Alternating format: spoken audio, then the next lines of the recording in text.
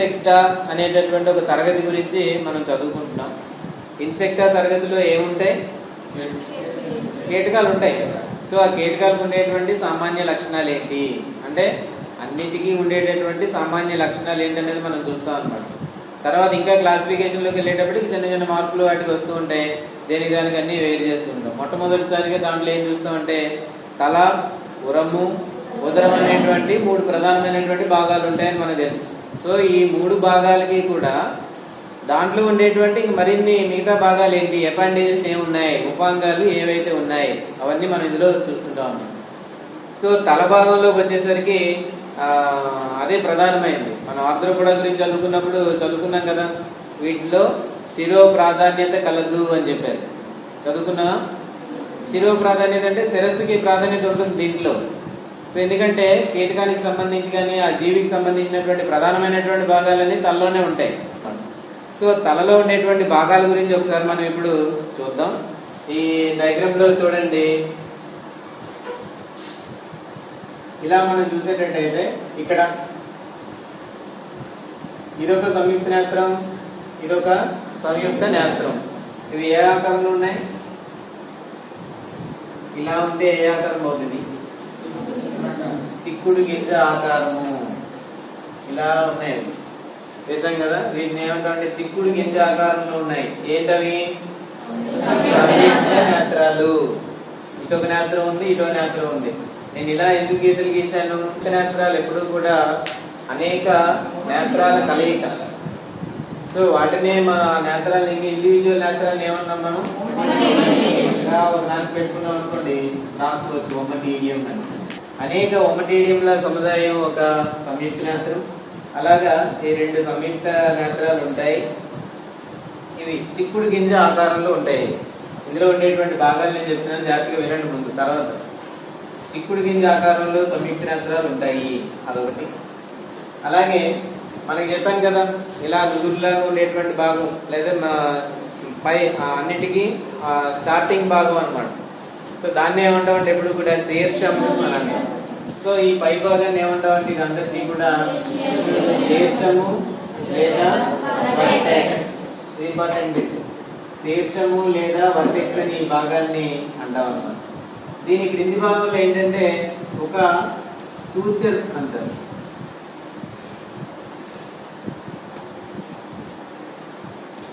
Actual గా ఇది 6 పలకాల కలయికతో ఏర్పడుతుందని మనం చెప్పుకున్నాం. 2 దశలో ఈ తలంతా కూడా ఏంటన్నమాట, మొత్తం అంతా కలిపి 6 పలకాలు, 6 ప్లేట్లుగా ఉంటుంది. 6 పలకాలు ఉంటాయి. 6 పలకాలు కూడా పెరిగి పెద్ద అయ్యేటప్పటికి అన్ని వరుసగా కలిసిపోతాయి అన్నమాట. చెప్పుకున్నాం కదా, చిన్నపిల్లలకి ఎక్కువ ఎముకలు ఉంటాయి, పెద్దవాళ్ళకి పెద్ద అయ్యేటప్పటికి తగ్గిపోతాయి. అన్ని ఒకదాని కూడా కలిసిపోతాయి అనమాట. అలాగే దీంట్లో ఉండేటువంటి 6 పలకాలు కూడా కలిసిపోతాయి. వాటి తాలూకు అవశేషాలు మాత్రం మిగులుతాయి అనమాట. అలాగా వాటి తాలూకు మిగిలినటువంటి ఒక అవశేషం ఏంటంటే ఈ ఒక శోధనము అంటారు. సూచర్ లేదా శోధనము. సూచర్ అంటే ఏంటి? ఏవైనా దెబ్బలు తగిలినప్పుడు కుట్లు వేస్తారు కదా, వాటిని ఏమంటారు? సూచర్స్ అంటారు. అలాంటిది అనమాట, ఒక కుట్టు లాంటిది సూచర్ లేదా శోధనం అనమాట. ఇది ఒక ఆనవాలుగా అలా మిగులుతుంది అంతే. కీటకం తాలూకు తల భాగంలో తిరగేసినటువంటి వై ఆకారంలో ఉంటుంది. ఇది ఏ ఆకారంలో ఉంటుంది? తిరగబడినటువంటి వై ఆకారంలో ఉంటుంది. వై ఇలా ఉంటుంది కదా, ఇది వై. దాన్ని తిరగబడినటువంటి వై ఆకారం చూడండి. తర్వాత దీంట్లో భాగాలు వరుసగా చెప్పి అప్పుడు మళ్ళీ ఒకసారి మీకు చెప్తాను, అందరూ చూడాలి ఇలా. సో ఈ రెండింటినీ కూడా మనం ఏమన్నామంటే సంయుక్త నేత్రం, సంయుక్త నేత్రం. ఏ ఆకారంలో ఉంటాయి? ఆకారంలో ఉంటాయి. ఈ నుదురు భాగాన్ని ఏమంటాము? లేదా వర్టెక్స్ అని అంటాము. ఇదొక శోధనము లేదా కుట్టు లేదా ఇదేంటంటే పలకాల కలయిక వల్ల ఏర్పడినటువంటి ఒక మిగిలిపోయినటువంటి ఒక అవశేషం, దాని గుర్తు అనమాట అంతే. అలా ఒకటి ఇక్కడ ఉంటుంది, దీన్ని అంటారు. సో ఇంకా మనం చూసేటట్టయితే ఇంకా బ్రాడ్ గా మనకు కనిపించేవి స్పర్శ శృంగాలు. బయటికి కనపడుతుంది, ఇలా కనుకుంటుంది. అటొకటి స్పర్శ శృంగం, ఇటొక స్పర్శ శృంగం. చెప్పుకున్నాం కదా, బయలాటరల్ సిమెట్రీ ఉంటుంది. కుడివైపు ఏ భాగాలు అయితే ఉన్నాయో ఎడమవైపు కూడా అవే భాగాలు ఉంటాయి, బయలాటరల్ సిమెట్రీ. సో దీంట్లో కూడా అలాగే స్పర్శ శృంగం ఇటొకటి ఉంటుంది, ఈ పక్కన ఒకటి ఉంటుంది. సో ఇవన్నీ కూడా జాయింట్ కలయిక అనమాట. స్పర్శస్రము ఇలాగా ఒక్కొక్క అతుకులుగా ఉంటుంది అనమాట. ఇలా వీటిలో కూడా వీటి తరపు భాగాలు ఏంటనేది కూడా మనం చదువుతాం తర్వాత. ఈ మొట్టమొదటి ఖండితాన్ని ఏమంటారు, అలాగే తర్వాత రెండో ఖండితాన్ని ఏమంటారు, తర్వాత మిగిలినటువంటి భాగాన్ని అంతటినీ కూడా ఏమంటారు అనేది మనకి తర్వాత వస్తుంది.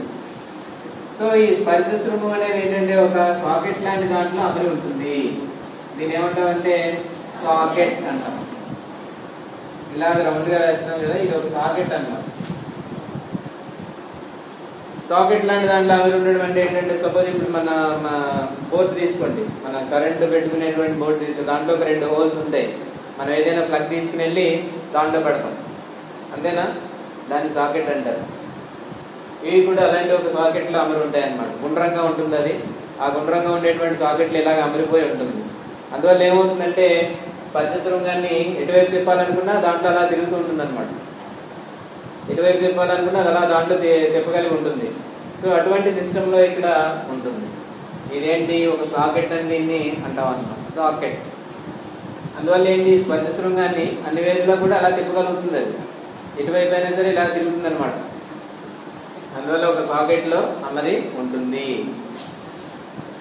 ఆ తర్వాత భాగానికి వచ్చేసరికి ఇలా కిందకి రండి. ఈసారి కిందకి వస్తే ఇక్కడ విశాలంగా చాలా ఎక్కువ భాగం మనకి కనిపిస్తుంది. కనబడుతుందా లేదా? ఇక్కడ చాలా ఎక్కువ భాగం మనకి కనిపిస్తుంది. కనబడుతుందా? దీని అంతటినీ కూడా ఈ మిగిలినటువంటి భాగాన్ని అంతటినీ కూడా ఏమంటారంటే ఫ్రాన్స్ అని అంటారు. ఇక్కడ కనబడేటువంటి భాగాన్ని అంతటినీ కూడా ఫ్రాన్స్ అని అంటారు అనమాట. ఇది ఒక బిట్టు, ఫ్రాన్స్ అంటారు. దీన్ని ఖాళీగా ఉండేటువంటి విశాలమైనటువంటి భాగాన్ని అంతటినీ కూడా ఫ్రాన్స్ అంటారు. తల పై నుంచి క్రింది వైపుకు విస్తరించి ఉండేటువంటి భాగాన్ని ఏమో అది అర్థం చేస్తారు. రెండింటికి తేడా అది. పై నుంచి క్రిందకి విస్తరించి ఉండేటువంటి భాగం నుదురు భాగం, దీన్ని శీర్షము లేదా వర్టెక్స్ అని. క్రింది వైపు ఉండేటువంటి ఖాళీ భాగాన్ని అంతటినీ కూడా ఫ్రాన్స్ అని అంటారు అన్నమాట. గుర్తుపెట్టుకోవాలి, ఫ్రాన్స్. తర్వాత ఇంకో భాగం, దాని తర్వాత ఉండేటువంటి భాగం ఏంటంటే క్లైపియస్. చతురస్రాకారం లేదా దీర్ఘ చతురస్రాకారంలోను లేకపోతే చతురస్రాకారంలో ఉండేటటువంటి ఒక క్రింద ఉండేటువంటి ఈ భాగాన్ని, ఈ ఫలకం ఇలా కనబడుతుంది కదా, ఈ భాగాన్ని అందరినీ కూడా ఏమంటారంటే క్లైపియస్ అని అంటారు అన్నమాట. స్ట్రైట్ గా అందులో ఇంకేం లేవు, క్లైపియస్ ఈ భాగం. అలాగే దాని క్రింద ఉండేటువంటి భాగాన్ని ఏమంటారంటే లాబ్రమ్ అంటారు. పేరు మనకి కొత్తగా ఉంటే ఉండొచ్చు, అలవాటు చేసుకోవాలి తప్పదు. ఇది క్లైపియస్, ఇదేమో లాబ్రమ్. ఈ లాబ్రమ్ కి ఇంకో పేరు ఏంటంటే పై పెదవి లేదా వాస్టమ్. పై పెదవి లేదా వాస్టమ్. సో వరుసగా భాగాలు మనకు వచ్చేస్తున్నాయి అనమాట. కీటకం యొక్క తలలో ఉండేటువంటి భాగాలన్నీ కూడా మనకి క్లియర్ గా వచ్చేస్తున్నాయి. పైన ఉండేటువంటి భాగం ఏమో శీర్షము లేదా వర్టెక్స్, క్రింద విశాలంగా ఉండేటువంటి భాగం ఫ్రాన్స్, మధ్యలో ఉండేటువంటి భాగం క్లైపియస్, తర్వాత ఉండేటువంటి భాగం లాబ్రమ్. లాబ్రమ్ కి ఇంకా పేర్లు ఉన్నాయి, వాస్టమ్, పై పెదవి లేదా వాస్టమ్ అనేటువంటి పేర్లు ఉన్నాయి అన్నమాట. ఇవి మన ప్రధానంగా ఇందులో కనపడే భాగం. ఇంకా పక్కన కొన్ని భాగాలు ఉన్నాయన్నమాట. ఇలా మనం ఈ పక్కన చూసేటట్టయితే ఇలా ఓ పక్కన ఉన్నాయి, ఈ పక్క అంటే ఈ పక్కన అనుకోండి. వీటిని ఏమంటాం మనం జనరల్ గా? వీటిని ఏమంటాం? డబల్ కాదు, చెంపలు అంటాం. ఈ పక్కన ఇలా 2 ఉంటాయి అన్నమాట. మన మొహాన్ని ఊహించుకోవడమే. ఈ పక్కన 2 ఉంటాయి కాబట్టి ఈ పక్కన ఉన్నాయి కాబట్టి వాటిని ఏమన్నారంటే చెంప ఫలకాలు అని అన్నారు. వీటిని ఈ జీనా అనేది ఏంటంటే చెంప ఫలకాలు. ఇటువైపు ఒకటి ఉంటాయి. వీటిని ఏమంటామంటే చెంప ఫలకాలు అని అంటారు అన్నమాట. ఇక్కడ ఒకటి చెంప ఫలకాలు 2, ఇక్కడ ఒకటి 2. సో ఇక్కడేమో లాబ్రమ్ అనేది ఉంది, దీన్నే పై పెదవి అని అంటారు. ఆ తర్వాత ఇంకా భాగాలు ఇందులో ఉన్నాయి మనకు. ఈ పక్కన మనం చూసేటట్టయితే చిన్న రంపం లాగా ఒక ఇది వేశాను. ఈ భాగాన్ని ఏమంటామంటే హనువు అంటారు. హనువు యువతలో ఒకటి ఉంటుంది, యువతలో ఒకటి ఉంటుంది. హనువు, హనువులు అంటారు అనమాట. మనం ఇంతకు ముందు చెప్పుకున్నాం ఈ కీటకాలకి లేకపోతే ఈ ఆకులు కూడా సంబంధించిన వాటి చదువుకునేటప్పుడు చెప్పుకున్నాం. మనకైతే దంతాలు ఉంటాయి, కీటకాలకైతే హనువులు ఉంటాయి. మనకి దంతాలు ఎలాగైతే ఉంటాయో కీటకాలకి హనువులు అలాగనమాట. ఈ హనువులు ఏం చేస్తుంటాయంటే అవి తీసుకునేటువంటి ఆహారాన్ని చిన్న చిన్న ముక్కలుగా కట్ చేస్తాయి. ఇక్కడ చూడండి రంపం పళ్ళలాగా ఉంటాయి. ఇదొక రంపం, ఇదొక రంపం అనమాట. ఏదైనా ఆహారాన్ని తీసుకున్నాయనుకోండి, ఇక్కడ పై పెదవి అని ఉంది. ఇక్కడ మనకిలాగే పైన ఉండేటువంటి దాన్ని పై పెదవి అని అంటాం.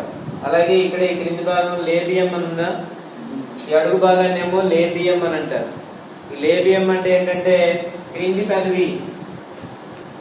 లేబియం లేబియం ఏమంటాం అంటే క్రింది పెదవి. లాబ్రమ్ అంటే పై పెదవి. సో ఇది ఏం చేస్తుందంటే వీటి తాలూకు ఇంకా జంబికా స్పర్శాంగాలు ఇవన్నీ ఉంటాయి. వాటితో ఏం చేస్తుంటే ఆహారాన్ని, సపోజ్ ఇది ఏదైనా ఆహారం అనుకోండి, వాటి తాలూకు ఇవి ఉంటాయి అనమాట.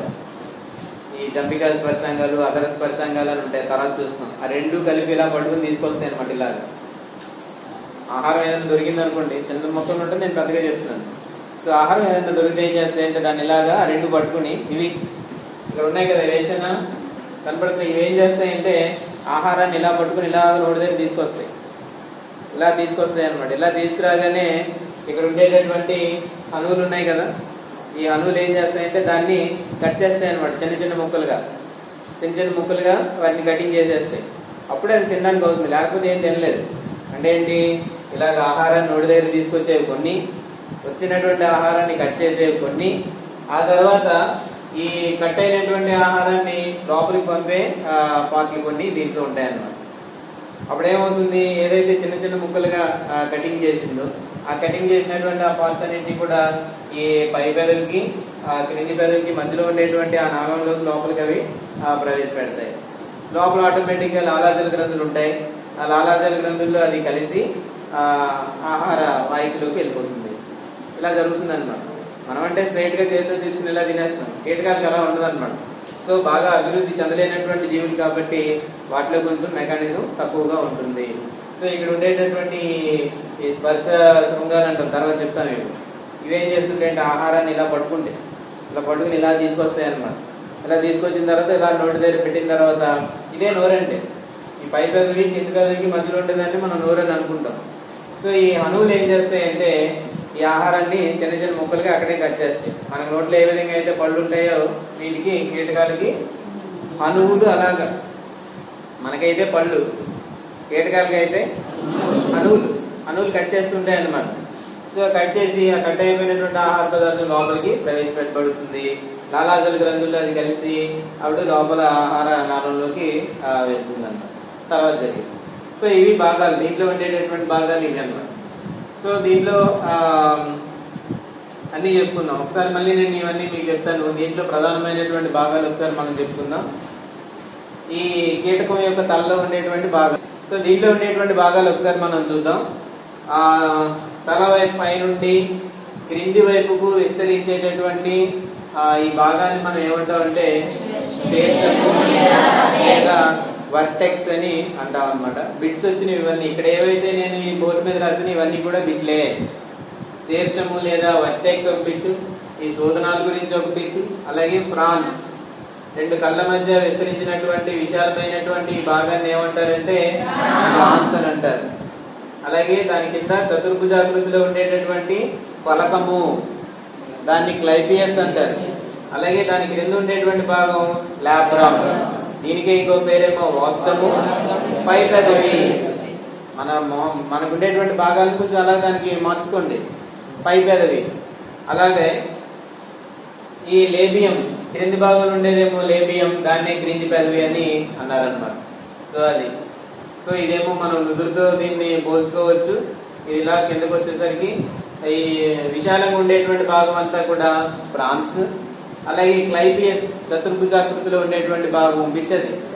కీటకం యొక్క తలలో చతుర్భుజాకృతిలో ఉండేటటువంటి భాగము క్లైపియస్ చతుర్భుజ. ఇది కూడా బిట్ చాలా సార్లు వచ్చింది అనమాట. కీటకం యొక్క తలలో చతుర్భుజాకృతిలో ఉండేటువంటి భాగము క్లైపియస్. అలాగే పై పెదవునికి ఇంకొక పేరేంటి? వాస్టము. అలాగే లాబ్రమ్, లాబ్రమ్, వాస్టమ్, పై పెదవి, ఇలా ఏదైనా దాంతో పిలవచ్చు అన్నమాట. అలాగే క్రింది పెదవి లేబియం ఇలా.